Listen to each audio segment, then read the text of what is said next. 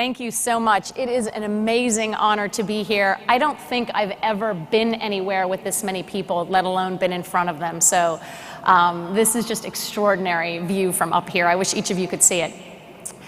I want to follow Charlotte's inspirational talk with some numbers. But I'm not going to share with you the numbers that we all see, the depressing numbers. I hope that you find these as inspirational as I did when I was putting them together.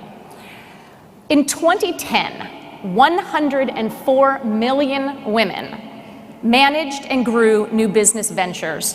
52% of the world's population this represented, and they drove 84% of global GDP.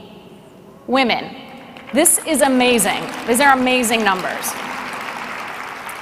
These 187 million women, which are represented by many of you in this room, exemplify the contribution to entrepreneurship and business.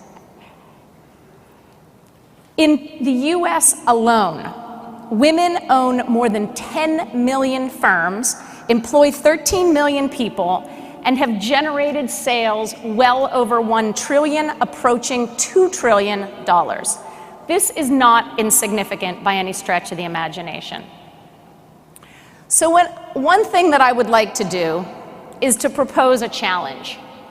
And my challenge is, yes, Sheryl Sandberg, we are ambitious. I don't believe that women are not ambitious. And when we look at the numbers, our research shows that 80% of women in their organizations aspire to move to the next level, and 41% that have been there for several years aspire to the C-suite. Those are extraordinary numbers. Not to mention 72% of entrepreneurs are doing it based on opportunity, not necessity. So we know that women make a real difference. Two things of note. Companies that have women on executive committees are higher performing financially. We surveyed 300 global companies with women on executive committees and not, and their financial results improve. If this isn't enough, recently, researchers at Carnegie Mellon and MIT conducted some research to understand what makes a team more intelligent.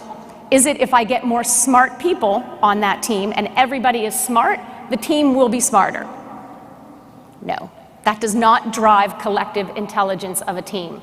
The only thing that drove increased collective intelligence was adding more women.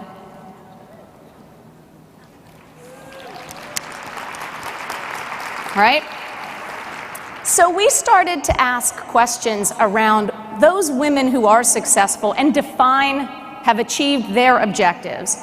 What makes them successful? Here's what they told us. Grit and resilience. This is not surprising. I don't think I've ever met a woman that doesn't have grit and resilience. Second is work ethic, results orientation, team leadership, and persistent feedback. Asking for it, acting on it, and receiving it over and over again. What makes these women unique is they believe they're making a difference, they turn adversity into learning, they build relationships, more and more is always better, they continuously go outside their comfort zone, and they generate their energy from loving the work that they do. And they do all of this, as many of you do, and us in the room, with multiple careers. As of today, 74% of working women are primary caregivers, 63% are primary breadwinners, and 51% are primary breadwinners and primary caregivers. And these numbers continue to rise, not surprisingly. So while over 70% of US corporations believe that gender diversity is important and then there is a case for it, there's no question that more progress is needed, for sure. However, we have many small victories to celebrate. These companies are led by women. They're leading global companies. There are many more that aren't on this list, but this is an amazing starting list. These startups were created, developed, and are owned and grown by women. Again, seeing impact in the entrepreneurial community. And these prestigious universities are led or have been led by women very recently. So this is a lot to be proud of, and there's no question that more needs to be done, but we would argue that this is a great starting point. And so today, one of the things that I'd like to talk about is one of the things I think all of you have in common. There's many things that we have in common, and there's many differences that we share in this room. One is that I believe all of us are entrepreneurs. You may work in large companies and small companies. You may be working from home. You may be having a startup. You may be a teacher. You may be in the social sector. You may be in the public sector. But we are fundamentally entrepreneurs at heart. And what that means is you start with the premise of who am I? And this is what Charlotte talked about. This is by far the hardest question to answer. Who am I? What do I stand for? What am I passionate about? After we answer this question, what entrepreneurs do is they say, what do I know? What is my expertise, my experience? What do I have that is different than everybody else? And lastly, whom do I know? Who is my network? Who can help me? What can they do? These three questions we have done a ton of research at Babson College with, and have found that this foundation drives entrepreneurship of all kinds, regardless of what you would like to do and what your aspiration is. One of the things that we feel very strongly about is that while more progress is needed, increasing the number of CEOs in companies is only one metric of our success. Our success is determined by us setting our goals and making sure that we achieve them. And not everyone wants the same thing. And we have all had good bosses, women that are bad bosses, women that are good friends, women that are not so good friends. We've probably seen it all. But let's not be the enemy. And so my challenge to all of us today in this room is there are 8,000, maybe more, I can't even tell how many people are in this room.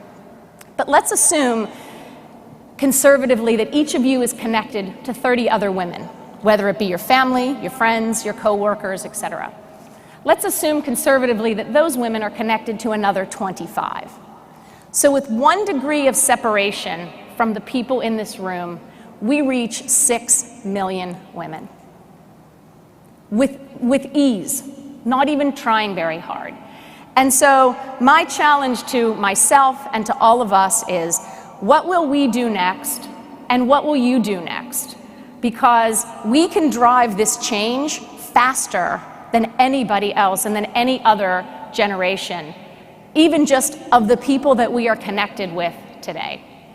And so when you think about what we can do, just think about 6 million as the number of the small things that you may do and the impact that that may have.